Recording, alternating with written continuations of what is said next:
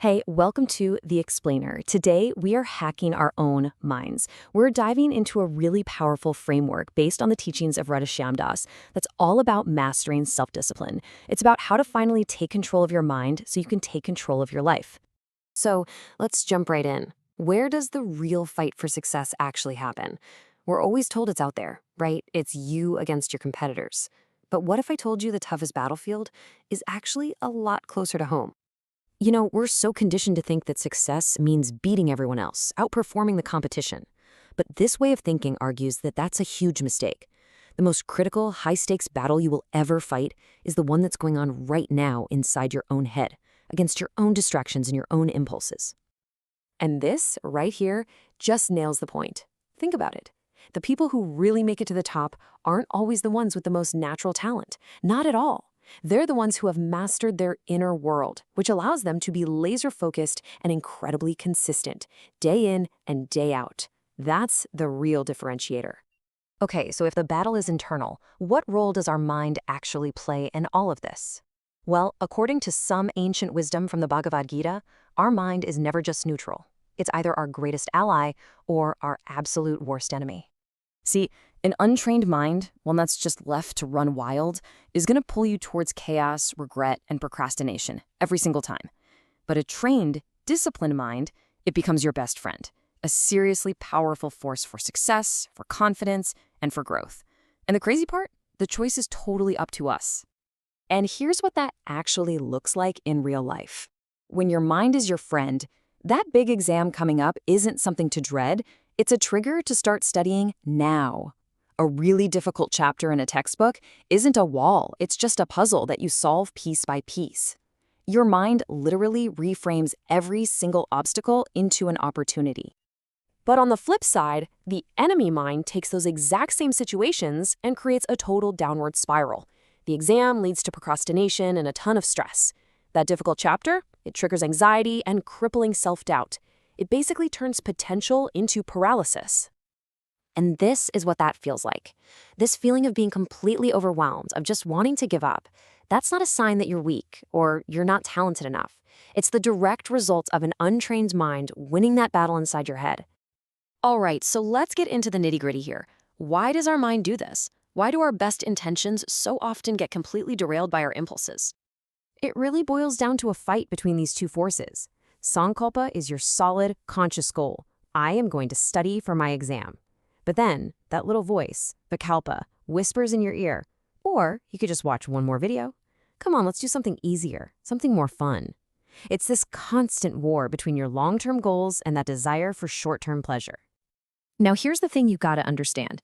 This isn't just an internal struggle anymore. It's being actively exploited by a multi-trillion-dollar industry. Social media apps are scientifically engineered to weaponize the kalpa. They use the same psychology that makes slot machines so addictive to give you these tiny, unpredictable hits of dopamine that keep you scrolling, stealing your attention for their profit. And that brings us to a really crucial point. Whenever a service is free, you are not the customer. You are the product. Your time, and even more importantly, your attention, are the things being sold to the highest bidder. So that free entertainment, it's costing you the most valuable thing you have, your focus. Okay, so we've laid out the problem, right? It's an internal battle that's being supercharged by these powerful external forces. So what do we do about it? Let's get into a practical 5-part toolkit you can use to train your mind and fight back, starting today. So the source gives us 5 key techniques. Now, these aren't super complicated, but trust me, when you use them consistently, they can totally transform your mind from your worst enemy into your most trusted ally. First up, the 10-second rule. The next time you feel that urge to get distracted, don't fight it. Just pause for just 10 seconds. And in that little gap, ask yourself 2 simple questions. Is this helping my goals or is it hurting them? And is this really the best use of my time right now? That simple act interrupts the impulse and puts your logical brain back in the driver's seat. Number 2, you gotta stop being so vague. Saying "I'll study today" is an open invitation for your mind to find distractions. Instead, you give it a clear, non-negotiable command. I will study from 7 to 9 p.m., period.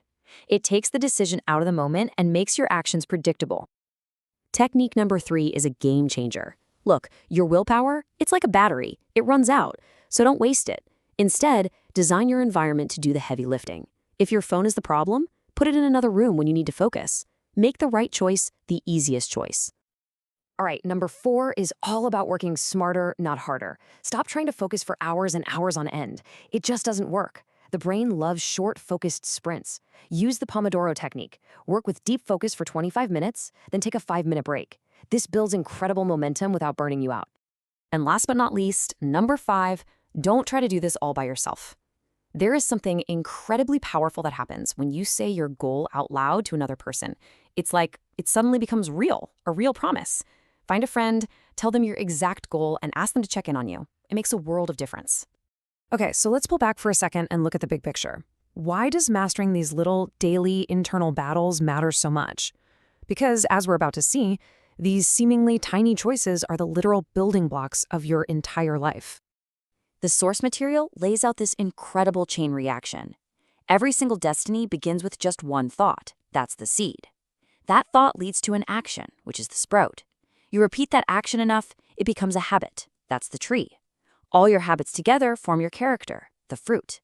And your character? Well, that creates your destiny, the harvest.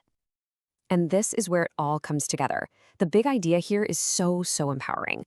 It means that by learning to manage that very first step, your thoughts and your impulses, you gain direct control over the final outcome. Your destiny isn't just something that happens to you, it's something you carve out for yourself, one small choice at a time. So that leaves us with one last question to chew on. And really, your answer to this question, well, it changes everything. You have a mind and you have a body. So who's really in charge?